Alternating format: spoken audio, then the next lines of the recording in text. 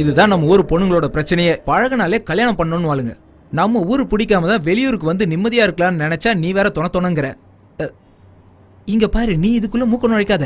எனக்கும் அவளுக்கும் ஒரு சின்ன அட்ஜஸ்ட்மெண்ட், அவ்வளவுதான். ஒரு பொண்ணோட வாழ்க்கையில விளையாடுறது உங்களுக்கு தப்பா தெரியலையானா? உங்களையும் நம்பி ஊர்ல உங்க குடும்பம் இருக்குல்ல.